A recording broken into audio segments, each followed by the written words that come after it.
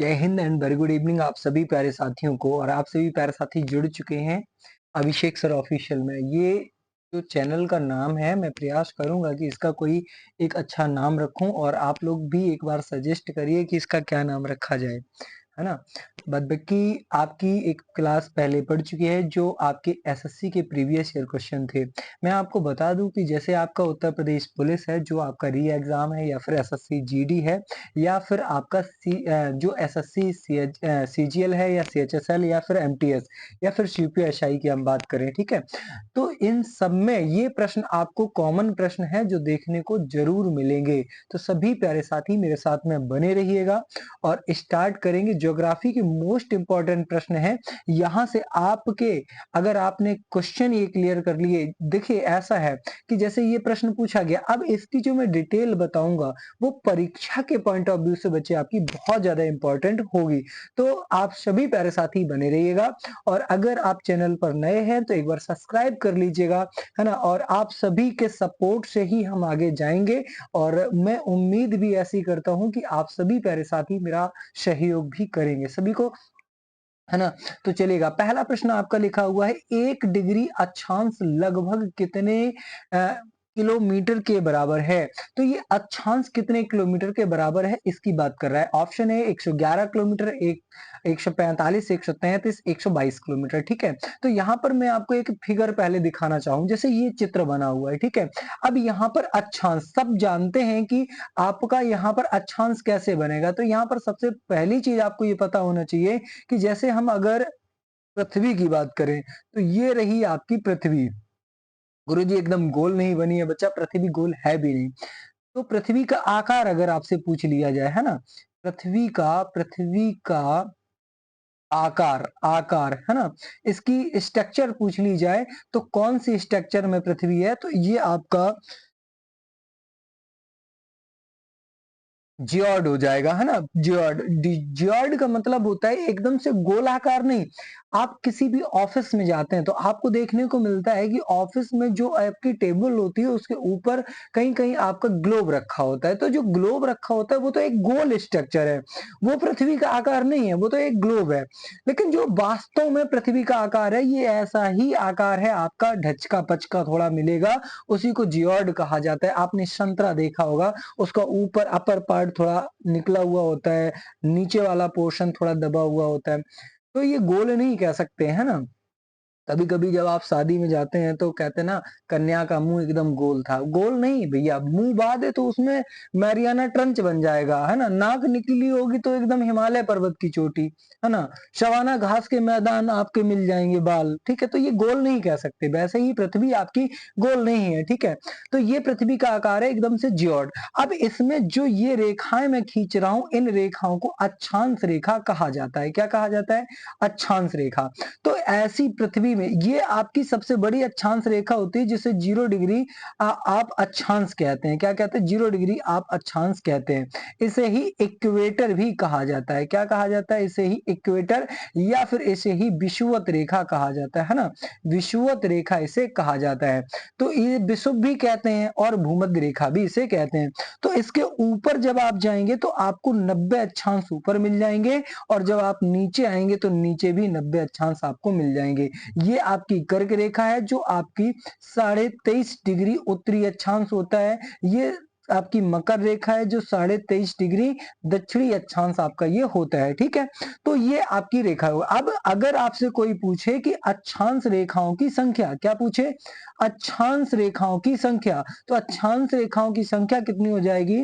तो 90 ऊपर है प्लस 90 और एक ये 0 डिग्री अक्षांश रेखा ये वाली और काउंट करेंगे तो +1 इज इक्वल टू, अगर मैथ आती है तो 181 आपकी अक्षांश, कुल अक्षांश आपकी ये हो जाएंगे। अगर रेखा की बात करें, किसकी? रेखा, ठीक है, अक्षांश रेखा।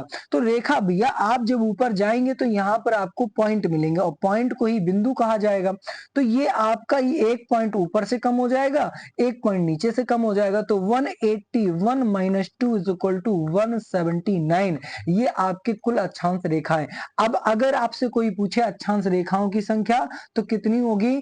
तो आपकी 179 रेखाएं होंगी और अक्षांशों की संख्या बच्चा 181 आपकी होगी। लेकिन गुरुजी हमारा जो प्रश्न पूछा गया आप उसका आंसर नहीं दे रहे।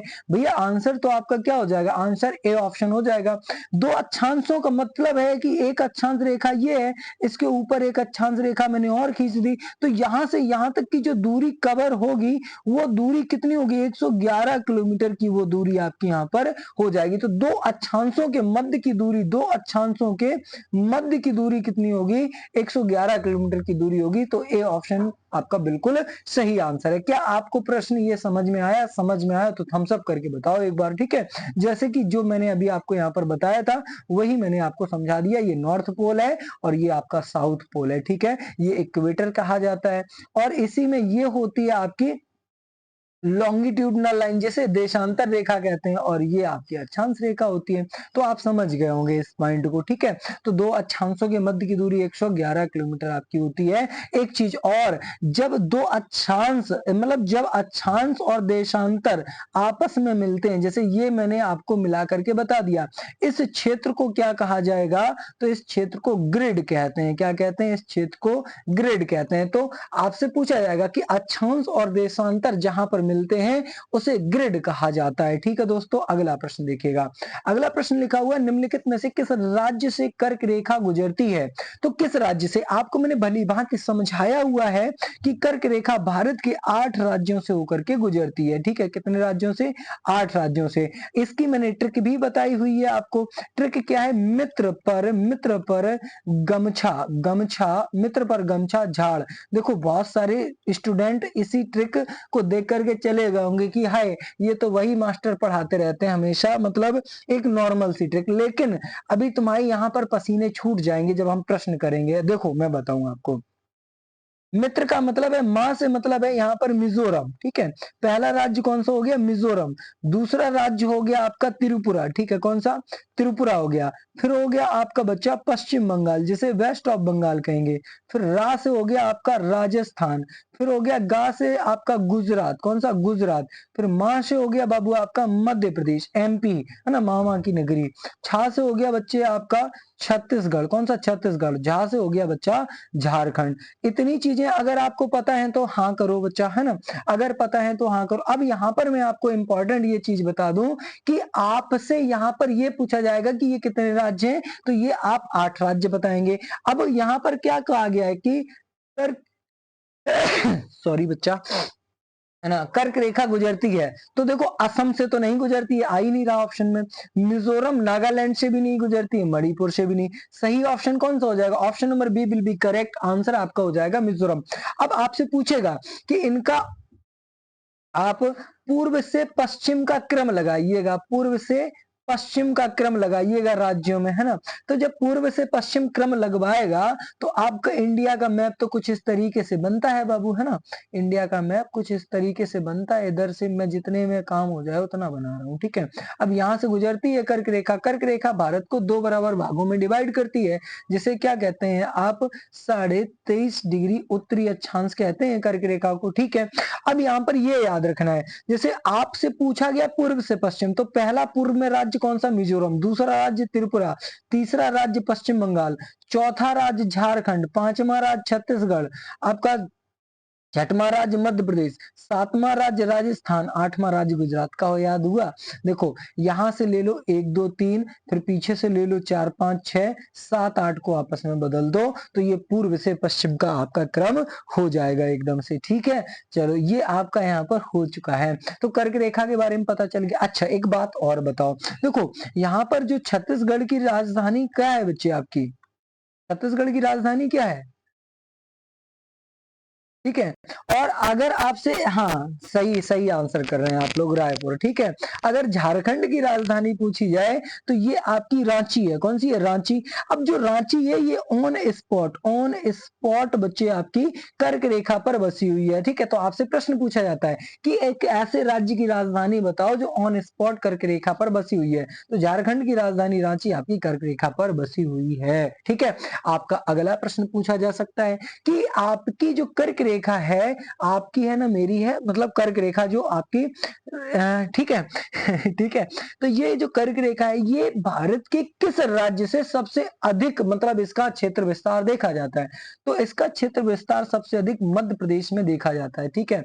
सबसे अधिक, ठीक है? सबसे अधिक ये किस राज्य में होकर के निकलती है? मध्य प्रदेश में, ठीक है? और सबसे कम किस राज्य में है? तो सबसे कम राजस्थान में, कम राजस्थान में। तो ये 2 पॉइंट और आपको याद रखने हैं। क्या आपको यहाँ से नई जानकारी मिली कुछ? अगर नई जानकारी मिली तो कमेंट सेक्शन में यार बच्चे बताया जरूर करो। मैंने एक वीडियो डाला हुआ है लेकिन उसमें आपने कमेंट 10, 12, 15 कमेंट ही करे थे। मैंने उनके रिप्लाई भी किए उन बच्चों के। आप भी कमेंट करिएगा, आपके भी रिप्लाई करेंगे हम लोग। और आपको मैं एक चीज और बता दूं कि बच्चा देखो ऐसा है, ये नया चैनल है, नई चीजें हैं, नए तरीके से प्रयास करेंगे और जैसे ही मेरे सब्सक्राइबर बढ़ेंगे, डिजिटल बोर्ड पर बहुत जल्द आपके समक्ष आएंगे हम लोग, ठीक है? और सारी चीजें आपको प्रोवाइड करेंगे। बात बाकी आपको पता ही है कि ज्योग्राफी हो, पॉलिटी हो, आपका स्टैटिक जीके हो, है ना? बहुत शानदार तरीके से आपको पढ़ाया जाएगा। चलिए अगला प्रश्न देखते हैं। अगला प्रश्न बच्चे आपका क्या लिखा हुआ है? तो अच्छा यहाँ पर मैप भी दिया गया था, चलेगा कोई बात नहीं। अगला देखो, प्रश्न लिखा हुआ है, एक दिन में 2 बार समुद्र के पानी की लयबद्ध वृद्धि और गिरावट को क्या कहा जाता है? CHSL में पूछा गया प्रश्न है बच्चे आपका 2020 में मॉर्निंग शिफ्ट में। लहर तो नहीं कहते, सुनामी नहीं कहते हैं, क्या कहते हैं? ज्वार कहते हैं, ठीक है? तो आपने देखा होगा ज्वार भाटा कैसे आते हैं? जैसे लेट मीन्स ये पृथ्वी है, ये चंद्रमा है आपका, ये मून है, ये अर्थ है, ठीक है? ओके। और चंद्रमा और पृथ्वी के जो मध्य की दूरी है ये कितनी है? 3,84,403 किलोमीटर है, ठीक है? जब यही चंद्रमा पृथ्वी के अत्यधिक समीप आता है तो चंद्रमा क्या करता है? पृथ्वी को अपनी ओर खींचने का प्रयास करता है। जब ये अपनी ओर खींचने का प्रयास करता है उसी को गुरुत्वाकर्षण कहा जाता है। कोई चीज अपनी ओर खींच ले। अब ये जो गुरुत्वाकर्षण है ये अब पृथ्वी पर भैया 2 चीजें हैं, एक तो जल है, क्या है भैया? एक तो जल है, वाटर बॉडी है, एक तो स्थल है, 2 चीजें हैं, स्थल। अब यार एक चीज बताओ, पानी जैसे किसी भी चीज में हम अगर खिंचाव करें तो पृथ्वी में जैसे जल पहले खिंचेगा या पहले मतलब पृथ्वी का जो लैंड पार्ट है वो खिंचेगा? तो सीधी सी बात है, लैंड पार्ट तो खिंचेगा ही नहीं, जल खिंचेगा, है ना? तरल अवस्था में। तो पानी खिंचता है, जब पानी खिंचेगा तो उसी को तो बच्चे आप ज्वार और ज्वार के नाम से जानते हैं ना, पानी का ऊपर उठना, ज्वार और भाटा, ठीक है? ये मतलब आपका दिन में 2 बार आता है, ठीक है? दिन में 2 बार, 12-12 घंटे का होता है, कुछ मिनट भी आपका होता है, ठीक है? चलेगा, इतनी बातें आपकी यहाँ पर कंफर्म हो चुकी हैं। तो ज्वार भाटा आपने पढ़ लिया है, ठीक है? आगे बढ़ते हैं अगले प्रश्न की ओर। अगला प्रश्न देखो भैया क्या लिखा हुआ। प्रश्न लिखा हुआ, भूकंप तरंगों को किस यंत्र द्वारा रिकॉर्ड किया जाता है? ठीक है? तो भूकंप तरंगों को किस यंत्र के द्वारा रिकॉर्ड किया जाता है ये बताएगा। ये एसएससी CHSL में पूछा गया प्रश्न है। सीस्मोग्राफ है, रिक्टर स्केल है, स्पीडोमीटर है, ओडोमीटर है, ठीक है? तो पहले बच्चों इसका सही आंसर आपका क्या हो जाएगा ये बताना है आपको। तो यहाँ पर जो सही आंसर प्यारे बच्चों आपका हो जाएगा सीस्मोग्राफ होता है। सीस्मोग्राफ एक यंत्र का नाम है। क्या है? सीस्मोग्राफ एक यंत्र का नाम है। इस यंत्र के अंदर एक लगा होता है रिक्टर स्केल। क्या लगा होता है? रिक्टर स्केल लगा होता है। जो रिक्टर स्केल होता है इसमें आपका अंकन होता है 0 से लेकर के 9 तक। कहां से कहां तक? 0 से लेकर के 9 तक। यही मतलब यही भूकंप की तीव्रता को बताने का कार्य करता है। जैसे आपने पढ़ा होगा कि वहां पर तो यह 6 तीव्रता का भूकंप है, वहां तो 5 तीव्रता का भूकंप है। इस तरीके से आपने चीजें पढ़ी होंगी, ठीक है? 6 तीव्रता, 5 तीव्रता, 7 तीव्रता का भूकंप आ गया तो ज्यादा हानि हुई होगी। इस तरीके से जब आप पढ़ते हैं, ठीक है? तो रिक्टर स्केल उसमें लगी हुई अंदर की स्केल होती है। इसके अंदर एक पहले स्केल लगाई जाती थी मार्केली स्केल, जो वर्तमान में अब आपकी इतनी कारगर नहीं रही है, ठीक है? तो इसका यंत्र पूछा गया तो सिस्मोग्राफ आप लगाएंगे। देखो ऑडोमीटर जो लिखा हुआ है ना, ऑडोमीटर से क्या होता है कि कोई वाहन जब आपका चल रहा होता है, ठीक है, तो उसके द्वारा तय की गई दूरी, ठीक है, तय की गई दूरी, ठीक है, तो ये आपका होता है ऑडोमीटर। अगर आपसे बात करें कि जो वायुमंडल होता है, एटमॉस्फेयर होता है, उसमें जो ह्यूमिडिटी होती है जिसे आर्द्रता कहते हैं, क्या कहते हैं? जिसे आर्द्रता कहते हैं, ठीक है? आर्द्रता को मापने की इकाई क्या होती है? ठीक है, आर्द्रता को मापने की इकाई क्या होती है बताओ बच्चों, है ना? एक ठीक है? तो यहाँ पर इसका जो सही आंसर हो जाएगा वो आपका हाइग्रोमीटर हो जाएगा, ठीक है? हाइग्रोमीटर, ठीक है? हाइग्रोमीटर। मेरे पास में एक भैया बैठे हुए हैं और मैंने जैसे ही प्रश्न किया, उन्होंने एकदम से आंसर कर दिया, शायद आपने सुना भी हो, ठीक है? चलिएगा, तो ये आपका हाइग्रोमीटर आपका यहाँ पर हो जाएगा। अब मैं आपको यहाँ पर एक प्रश्न और दे दूं, समुद्र की गहराई मापने की इकाई क्या है? किसकी बच्चा? समुद्र की गहराई, ठीक है? समुद्र की गहराई, ठीक है? मेरा इसमें राइटिंग नहीं बन पा रही है, बाद बाकी आप समझ में तो आ रहा होगा, ठीक है? समुद्र की गहराई, तो समुद्र की गहराई फैदोमीटर है ना? क्या हो जाएगा? फैदोमीटर, ठीक है? फैदोमीटर में मापी जाती है। अच्छा, समुद्र में जो अगर हम लंबाई मापने की इकाई की समुद्र में कितना दूरी चल गए, तो ये आपका नॉटिकल मील होता है। क्या होता है बच्चा? नॉटिकल मील होता है, ठीक है? नॉटिकल मील में समुद्र की गहराई को मापा जाता है और 1 nautical mile is equal to 1.85 kilometre बच्चे आपका ये होता है। ये भी बात आप याद रख लीजिएगा, ठीक है? और तापमान मापने की इकाई क्या होती है, ये कमेंट सेक्शन में बताओ। तापमान, ठीक है? तापमान मापने की इकाई कमेंट सेक्शन में बताओ। और ये बताओ आप लोग, ओजोन परत की मोटाई किसमें मापी जाती है ना? ओजोन परत की मोटाई, परत की मोटाई किसमें मापी जाती है? तो यह आपका ओजोन परत की मोटाई मापने की जो इकाई होती है वो बतानी है और तापमान मापने की इकाई बतानी है, ठीक है? 2 प्रश्न आपके लिए है, लेकिन एक प्रश्न का आंसर मैं कर दे रहा हूँ, एक का आप करिएगा। यहाँ पर डाप्शन आएगा, ठीक है? डाप्शन में जो ओजोन परत होती है इसकी मोटाई को मापने की यही इकाई होती है। अगला प्रश्न देखिएगा, ठीक है? मैं देखो बता रहा हूँ, जो आपका जो विश्लेषण है ना, ये इंपॉर्टेंट है बहुत ज्यादा, ठीक है? अगला प्रश्न, गंगा नदी किस उत्तरी तट की सहायक नदी काली गंडक और त्रिशूल गंगा नामक दो धाराओं से मिलती है? मैं बच्चे आपको बता दूं, सीधी सीधी ये बात है कि जो गंगा नदी है, पहले इसके फैक्ट को जानते हैं, बाद बाकी इसके अगर आंसर की बात करेंगे, का आंसर गंडक हो जाएगा, ठीक है? गंडक। देखिएगा, एक नदी होती है अलकनंदा, एक नदी होती है भागीरथी, ठीक है? एक होती है अलकनंदा, एक होती है भागीरथी, ठीक है? तो जब ये दोनों मिलती हैं तो गंगा नदी का निर्माण होता है। इसके बाद पश्चिम बंगाल में दोनों विभक्त हो जाती हैं और इस तरीके से आगे बढ़ जाती हैं। तो ये एक प्रारूप बना रहा हूं मैं, इसको समझिएगा। ये है गंगा नदी, ठीक है? यहां से इसका नाम दिया जाता है गंगा, रिवर गंगा, है ना? गंगा नदी। यहाँ पर एक अलकनंदा होती है, एक भागीरथी होती है। एक गंगोत्री ग्लेशियर से निकलती है, एक शतोपथ हिमानी से निकलती है। ये जहां पर मिलती हैं इसे देवप्रयाग कहते हैं। क्या कहते हैं? देवप्रयाग कहते हैं, देवप्रयाग। अब गंगा नदी बन गई। गंगा नदी भारत के 5 राज्यों से, 5 स्टेट से होकर के गुजरती है, जिसमें से आपका उत्तराखंड पहला हो जाएगा, फिर आपका उत्तर प्रदेश हो जाएगा, फिर आपका बिहार हो जाएगा और बिहार के बाद में बच्चे आपका यहाँ पर क्या हो जाएगा? वेस्ट बंगाल हो जाएगा। बीच का एक राज्य और बचा हुआ है, कमेंट सेक्शन फटाफट से देखिएगा। मैं कुछ क्वेश्चन आपके लिए इसलिए छोड़ रहा हूं क्योंकि आप लोग एक थोड़ा सा दिमाग लगा करके, कम से कम आपकी भी तो बुद्धि एकदम तैरे बढ़िया से, है ना? एकदम बैले बुद्धि ना रहे, ठीक है? क्योंकि चीजों को जब तक जानेंगे नहीं, समझेंगे नहीं, अपने आप से बच्चे यानी कि सीखने का प्रयास नहीं करेंगे, तब तक चीजें नहीं आएंगी आपकी, ठीक है? तो यहाँ पर एक राज्य बताइएगा कौन सा राज्य मैंने छोड़ा हुआ है, ठीक है? तो ये 5 राज्यों से गंगा नदी बन गई। अब गंगा नदी यहाँ आई तो इस राज्य को पश्चिम बंगाल कहते हैं। पश्चिम बंगाल में 2 भागों में विभक्त हुई। एक को कहते हैं हुगली, क्या कहते हैं? हुगली, ठीक है? जिसे हम अपनी भाषा में हुगलिया कहते हैं, ठीक है? हुगली। और एक होती है पद्मा। गुरुजी कैसी बातें कर रहे हैं आप? पद्मा तो ऊपर नाम दिया जाता है, सॉरी, पद्मा नहीं बच्चा, पद्मा तो इसको बाद में कहा जाएगा, है ना? बाद में पद्मा कहा जाएगा, अभी बताता हूँ। देखो, देखो यहाँ पर क्या हो, यहाँ यहाँ इसे भागीरथी कहते हैं। क्या? भागीरथी। गुरुजी यहाँ पर भी भागीरथी बताए, यहाँ पर भी देखो होता क्या, जब ये नदी आपका फरक्का बैराज से, यहाँ पर कौन सा बैराज है? यहाँ पर फरक्का बैराज है। फरक्का बैराज से 2 धाराओं में विभक्त होती है, तो इसे एक धारा को हुगली कहा जाता है, एक धारा को भागीरथी। भागीरथी यहाँ के लोकल जो पश्चिम बंगाल के लोग हैं वो इसको भागीरथी कहते हैं। जैसे ही ये नदी आपकी बांग्लादेश में प्रवेश करती है, बांग्लादेश में प्रवेश करती है, तब इसे नाम पद्मा दिया जाता है। क्या? पद्मा।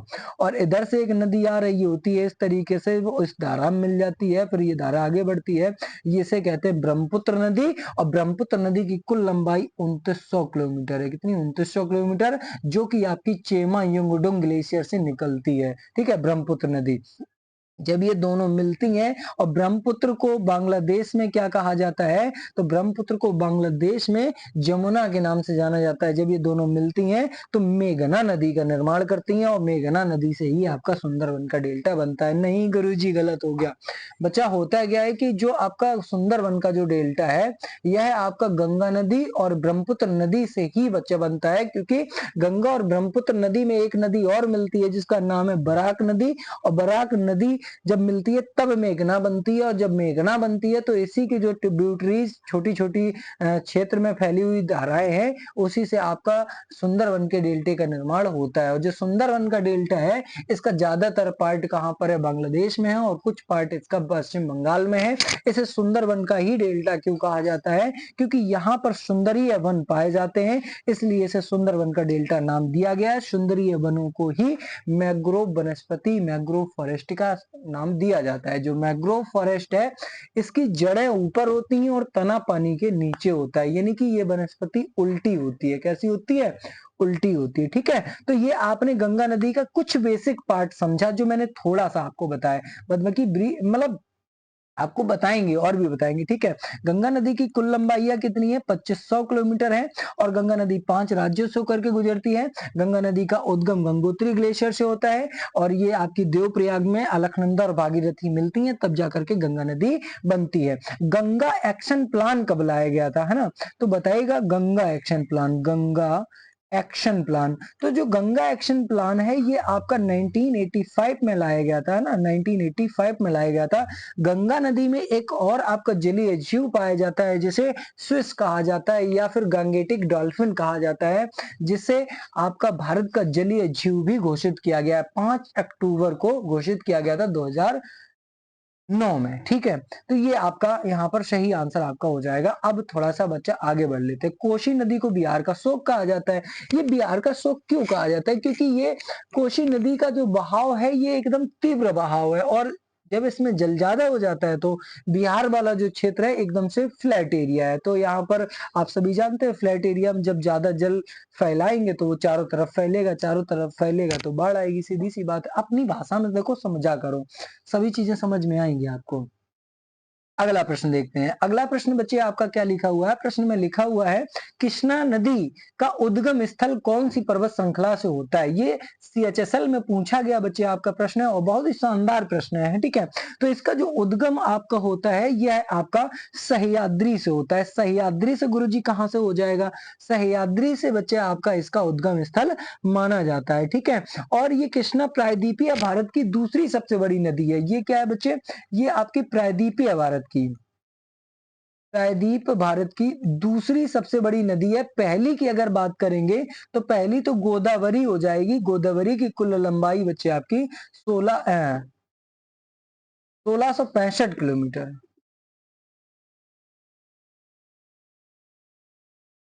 गोदावरी की लंबाई बच्चे है ना, तो यहाँ पर ये आपकी सबसे बड़ी नदी हो जाएगी दक्षिण भारत की। ठीक है, या फिर प्रायद्वीपीय भारत की।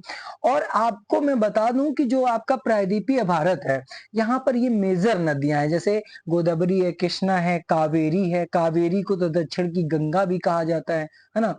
और सॉरी बच्चे, यहाँ पर 1600 नहीं, ये आपका 1465 होगा, है ना? थोड़ा सा कंफ्यूजन था इसका। ठीक है, तो ये बच्चे आपका यहाँ पर हो जाएगा। मैं आपको बता दूं यहाँ पर कि सह्याद्री पर्वत श्रृंखला, अब ये सह्याद्री पर्वत श्रृंखला बच्चे कहाँ पर है? ये देखिएगा, ये देखिएगा, मैंने एक मैप डिजाइन किया हुआ है, और ये दक्षिण भारत का मैप है। ठीक है, कहाँ का? दक्षिण भारत का। अब मैं आपको बता दूं, ये सह्याद्री पर्वतमाला कहाँ पर है ना? जो भी यूपीएससी की तैयारी करते हैं कैंडिडेट, वो भी समझे इस चीज को कि सह्याद्री पर्वतमाला कहाँ पर है। देखो, ये वाला जो पोर्शन है, ये सह्याद्री पर्वतमाला का पोर्शन आपका यहाँ पर क्रिएट होता है। ठीक है, अब ये जो सह्याद्री पर्वतमाला कहाँ पर है? ये आपका अरब सागर है, ये आपकी बंगाल की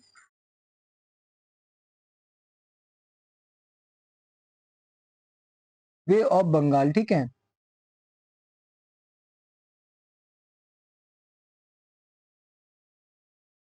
भाई ये बे यहाँ पर आएगा, 1 मिनट। हुँ, चलेगा। तो यहाँ पर आपका क्या है, ये जो मैंने मैप डिज़ाइन किया हुआ है, ठीक है? इसको थोड़ा-सा समझते हैं, है ना? इसको बच्चा थोड़ा समझते हैं।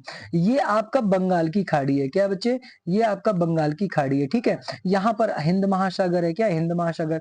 अब जो ये वाला जो पार्ट मैंने आपको बताया है, यही आपका सह्याद्री है और सह्याद्री को ही पश्चिमी घाट कहते हैं। क्या कहते हैं? पश्चिमी घाट कहते हैं सह्याद्री को, ठीक है? पश्चिमी घाट को बच्चा 2 भागों में डिवाइड करने का कार्य 16 डिग्री चैनल करता है। कौन सा? 16 डिग्री चैनल, जो आपका गोवा से होकर के गुजरता है, ठीक है? अब मैं आपको बता दूं, ये यूनेस्को की धरोहर में भी आपका स्थित है, क्योंकि यहाँ पर बहुत सारे वन पाए जाते हैं, जैसे 16 वन पाए जाते हैं, है ना? तो ये एक प्रश्न पूछा गया था यूपी टेट 2020 की परीक्षा में, ठीक है? ये आपका ईवीएस का प्रश्न आया हुआ था। तो ये आपका सही आंसर सह्याद्री आपका हो जाएगा। ये महाराष्ट्र के महाबलेश्वर से निकलती है। कहाँ से? महाराष्ट्र। महाराष्ट्र के महाबलेश्वर से बच्चा ये नदी आपकी निकलती है। और यहाँ पर अगर मैं बच्चे आपसे बात करूं, आंध्र प्रदेश में बंगाल की खाड़ी से ये आके जाकर के आपकी मिल जाती है, जिस पर बच्चे अगर हम बांधों की बात करें तो जैसे अलमट्टी बांध है, श्रीशैलम बांध है, नागा अर्जुन सागर बांध है, तो ये सारे के सारे बांध इस पर बच्चे आपके बने हुए हैं, ठीक है?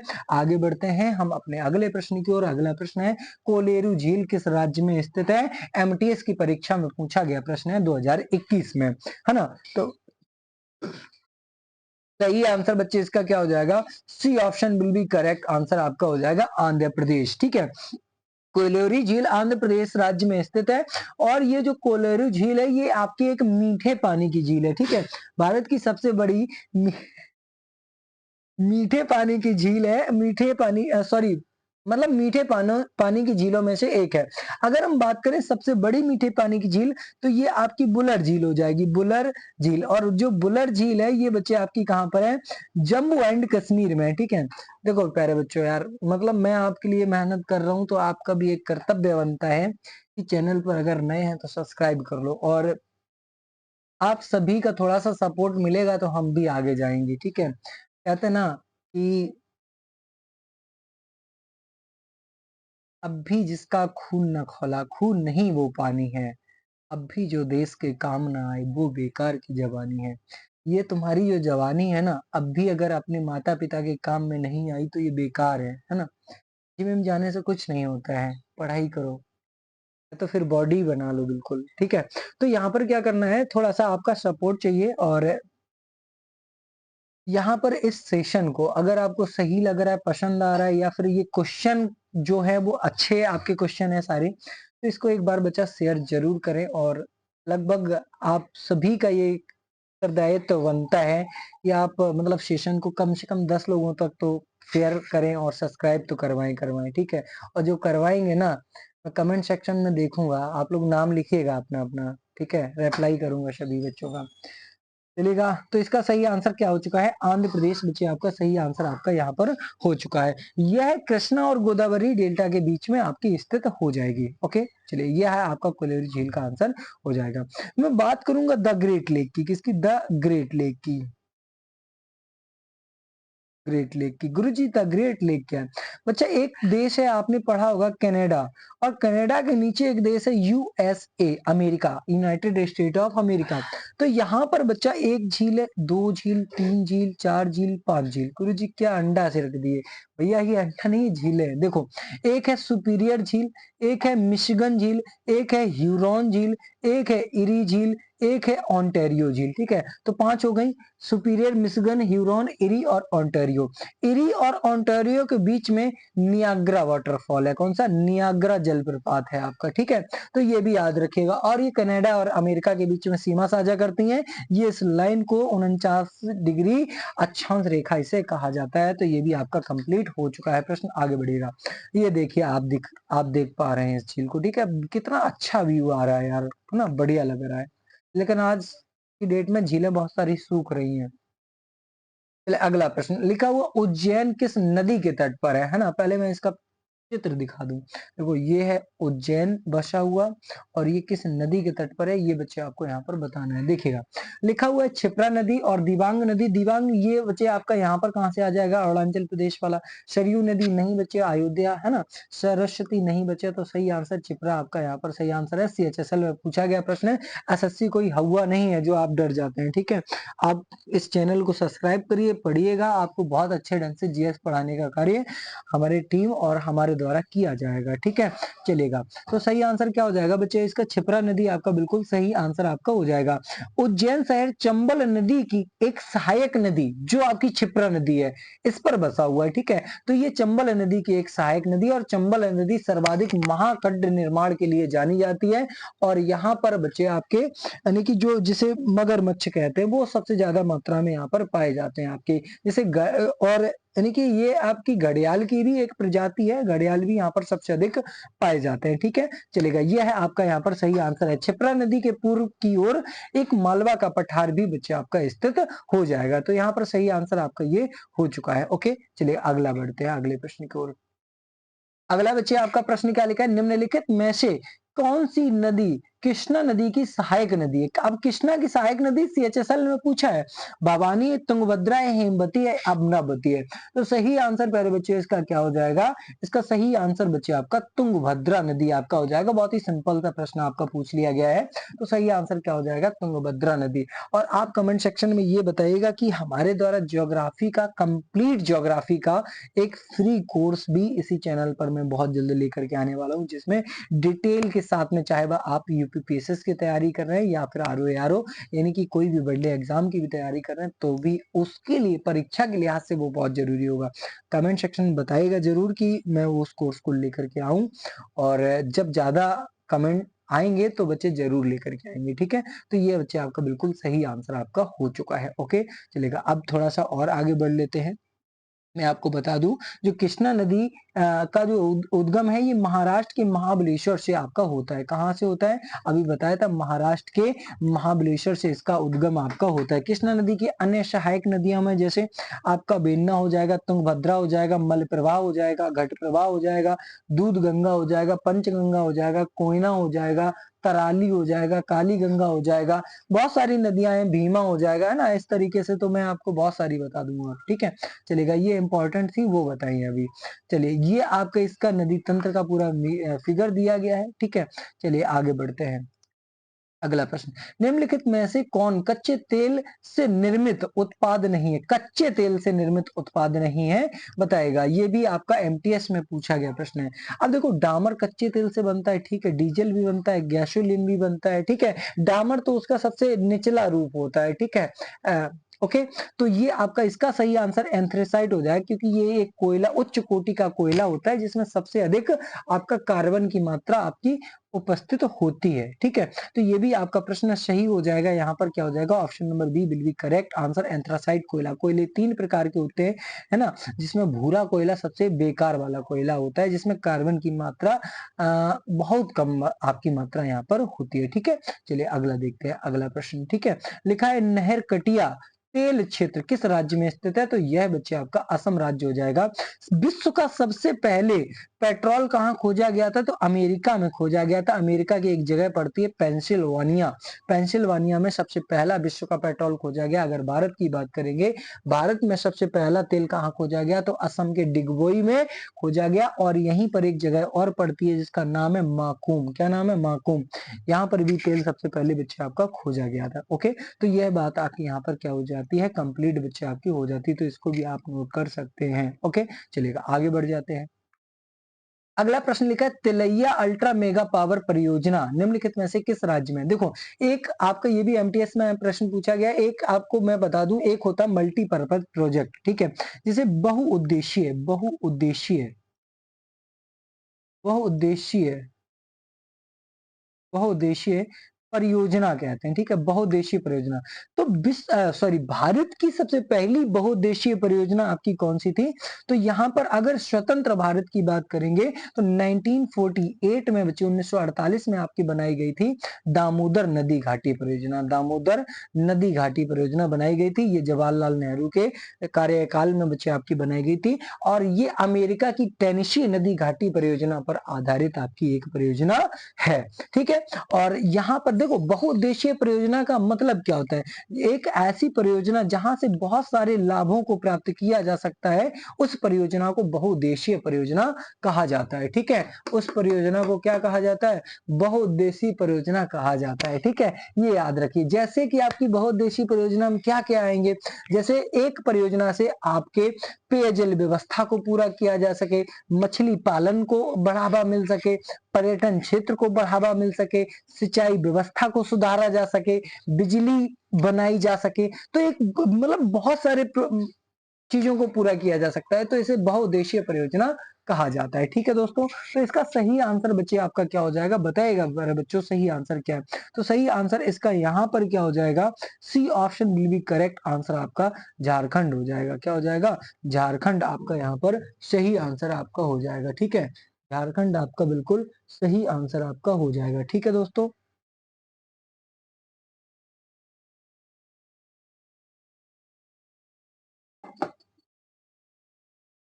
आह, झारखंड इसका बिल्कुल सही आंसर हो जाएगा। Tilaiya ultra mega power project जो झारखंड के हजारीबाग जिले में है। कहाँ पर है ये आपके? हजारीबाग, ठीक है? इसको भी थोड़ा सा देख लीजिएगा, है ना? हजारी और ये बाग कौन सा हो गया? हजारीबाग जिले में बच्चे ये आपका स्थित है। ये 3960 मेगावाट बिजली परियोजना आपका है, ठीक है? चलेगा, ये आपका करेक्ट आंसर यहाँ पर हो चुका है। भारत की पहली हाइड्रो पावर प्रोजेक्ट कावेरी नदी पर शिव समुद्रम बांध परियोजना ये आपकी बनाई गई थी और ये इसे 1902 में बच्चे आपका बनाया गया था। अगला प्रश्न देखते हैं। देखिए निम्नलिखित में से कौन सी फसल खरीफ की फसल का एक उदाहरण है? देखो बाबू सीएचएसएल में आया हुआ प्रश्न है ना? यार देखो लाइक नहीं कर रहे हो, ये तो बहुत गलत बात है। मैंने जो पहला वीडियो डाला उसमें लाइक तो बहुत कम थे लेकिन व्यूज ठीक ठाक मात्रा में आ चुके थे, तो कम से कम यार लाइक तो कर दिया करो। कौन सा पैसा लगता है आपका? सब्सक्राइब कर लिया करो, कौन सा पैसा लगता है? बहुत कम समय में सब्सक्राइब हो जाता है ना? तो सहयोग करिए और कहते हैं ना कर भला तो हो भला। अगर आप दूसरे का भला करेंगे तो आपका भला होगा। हम भी चाहते हैं आपकी नौकरी लगे जल्दी से, बाकी अगर भला नहीं करोगे तो फिर देर में भला होगा होगा, है ना? चलो, तो इसका क्या यहाँ पर लिखा है? फसल खरीफ की फसल का एक उदाहरण है। खरीफ की फसल का उदाहरण में बच्चे आइएगा देखते हैं कौन सा इसका सही आंसर आपका हो जाएगा। तो कपास एक खरीफ की फसल का उदाहरण है। गेहूं की बात करेंगे तो यह एक रबी की फसल का उदाहरण यहाँ पर आपका हो जाएगा। किसका? गेहूं की फसल, ये आपका एक रबी की फसल का उदाहरण हो जाएगा, ठीक है? रबी की फसल का उदाहरण हो जाएगा। गेहूं है, चना है, मटर है, चना है, मटर है, गेहूं, चना, मटर, है ना? सरसों और हो जाएगा, सरसों, ठीक है ना? सरसों, ये बच्चे आपके यहाँ पर रबी की फसल के उदाहरण हो जाएंगे। ओके, तो यहाँ पर सही आंसर कपास हो जाए। अब इसके अलावा खरीफ की फसलों के और उदाहरण क्या क्या हो जाएंगे? जैसे मूंगफली हो जाएगा, कपास हो जाएगा, सोयाबीन हो जाएगा, चावल हो जाएगा, मक्का हो जाएगा, ज्वार हो जाएगा, बाजरा हो जाएगा, अरहर हो जाएगा। देखो बाजरा एक मोटे अनाज की फसल है जिसे मिलेट कहा जाता है ना? गांव में जैसे लार्रा कह देते हैं बाजरा को, ठीक है? तो अपनी अपनी भाषाओं में अलग अलग होता है, ठीक है? खरीफ की फसल होती है जायद की फसल। अब जायद की फसल में क्या होता है बच्चे? तो जो जायद की फसल होती है उसमें जैसे तरबूज है, खरबूज है, ककड़ी है, खीरा है, ये फसलें आपकी उगाई जाती हैं, है ना? 2-3 महीने की फसल होती है। अगला, भारत के उत्तरी मैदान जलोढ़ से बने हैं। वे किन 3 नदियों के परस्पर क्रिया से बनते हैं? ठीक है, सीएचएसएल में आया हुआ प्रश्न है। लिखा है गंगा, महानदी, सिंधु, सिंधु गंगा ब्रह्मपुत्र, सिंधु महानदी ब्रह्मपुत्र, गंगा महानदी और ये आपका ब्रह्मपुत्र। देखो ये ऑप्शन नहीं हो सकता क्योंकि महानदी नीचे वाले पोर्शन में आएगी, ठीक है? तो नहीं होगा। सिंधु महानदी नहीं होगा। सिंधु ये नहीं होगा। सही आंसर क्या होगा? सिंधु, गंगा और ब्रह्मपुत्र। देखो ऐसा है, मैं आपको बता दूं, ये आपकी गंगा नदी है, ठीक है? ये आपकी गंगा नदी, ये आपकी ब्रह्मपुत्र नदी आकर के इसमें मिल गई, नीचे बह गई, ठीक है? और यहाँ पर आपकी सिंधु नदी, यहाँ से निकली सिंधु नदी, इस तरीके से गई, इस तरीके से गई, इस तरीके से अरब सागर में मिल गई जाकर के। तो ये इस तरीके से ये आपके पॉइंट है। अब ये वाला जो क्षेत्र बनेगा, ये वाला जो क्षेत्र बनेगा, इस क्षेत्र को क्या कहेंगे? इस क्षेत्र में जो मिट्टी बनेगी वो जलोढ़ मिट्टी जा करके आपकी बनेगी, उत्तरी मैदान ये बनेगा। और यही मैदान बच्चे आपका सबसे उपजाऊ मैदान होता है। और जो आपकी जलोढ़ मिट्टी है पूरे भारत में लगभग 43% भूभाग पर जलोढ़ मिट्टी आपकी पाई जाती है, जो उपजाऊ क्षेत्र है आपका, ठीक है? चलो मैं आपको बता दूं बच्चे, सिंधु नदी की कुल लंबाई 2880 किलोमीटर है, ठीक है? 2880 किलोमीटर, जिसका भारत में 1114 किलोमीटर बच्चे भारत में बहता है, ठीक है? आपकी बच्चे गंगा नदी की कुल लंबाई कितनी है? तो ये आपकी 2525 किलोमीटर हो जाएगी, आपकी गंगा नदी की कुल लंबाई। जो गुरुजी आपकी ब्रह्मपुत्र नदी है, ब्रह्मपुत्र नदी की कुल लंबाई 2900 किलोमीटर हो जाएगी, जिसका आपका 916 किलोमीटर का एरिया भारत में बहता है। तो ये आपकी 3 नदियां मैंने बता दी और लंबाइयां भी बता दी इनकी, ठीक है? सिंधु नदी कहाँ से निकलती है? तो सिंधु नदी भी बच्चे आपके जो ये ग्लेशियर है, देखो सतोपथ हिमानी ग्लेशियर ये आपका उत्तराखंड में है, ठीक है? लेकिन जो चेमा युगुडुंग ग्लेशियर है, ये आपका यहाँ पर है तिब्बत वाले रीजन में। तो यहीं से ये बच्चे आपकी निकलती है, ठीक है? अगला प्रश्न देखते हैं। अगला प्रश्न क्या है बच्चा? भारत की सर्वश्रेष्ठ चाय बागानों में से एक टेमी चाय बागान किस राज्य का एक यानी कि एकमात्र चाय बागान है? तो यह इसका जो सही आंसर है वो बच्चा आपका सिक्किम हो जाएगा। कौन सा हो जाएगा? सिक्किम बच्चे इसका सही आंसर हो जाएगा। ये जो टेमी चाय बागान है, सिक्किम सरकार के द्वारा 1969 में, कब? 1969 में इसे स्थापित किया गया था। यह सिक्किम के पूर्वोत्तर भारतीय राज्य में दक्षिण सिक्किम में स्थित है, ठीक है? तो सिक्किम आपका बिल्कुल सही आंसर। सिक्किम भारत का बनने वाला आपका 22वां राज्य है, ठीक है? 22वां राज्य है सिक्किम, जिसे आपका 35वें संविधान संशोधन 1974 के तहत सिक्किम को बच्चा शहर राज्य का दर्जा दिया गया था, शहर राज्य का दर्जा दिया गया था, है ना? और इसे 36वें संविधान संशोधन 1975 के तहत इसे पूर्ण राज्य बनाया गया था। और ये राज्य बनाने की जो प्रक्रिया है, ये आर्टिकल संख्या बच्चे आपकी 2 में दी गई है। 2 में क्या दिया गया है? नए राज्य का प्रवेश व स्थापना की बात करी गई है। और सिक्किम की स्थापना 16 मई 1975 को बच्चे आपकी करी गई थी। कब? 16 मई 1975 को की गई थी। 22वां राज्य है सिक्किम बच्चे आपका। ये भी आपको यहाँ पर चीजें पता चल गई, ठीक है? अगला देखते हैं, ठीक है? तो अगला प्रश्न ही नहीं बचा है बच्चे, इतने ही प्रश्न थे, ठीक है? तो आज के लिए इतना ही। और आपको कैसा लगा ये सेशन, प्यारे बच्चों बताइएगा जरूर कमेंट सेक्शन में। और आप एक बार, है ना, लाइक नहीं किया तो बच्चे लाइक कर दीजिएगा, और एक बार बच्चा शेयर जरूर करें। आप 10-10 लोगों तक कम से कम बच्चे इसको शेयर करें, ठीक है? और सभी प्यारे साथियों को थैंक यू, जय हिंद, राधे राधे। डेली इसी तरीके से आपका वीडियो आता रहेगा, और करंट अफेयर्स की क्लास में बहुत जल्दी आपके समक्ष लेकर के आने वाला हूँ, है ना? तो सभी प्यारे साथियों से मिलते हैं फिर से नेक्स्ट सेशन के साथ में। सबको थैंक यू, जय हिंद, राधे राधे, टेक केयर।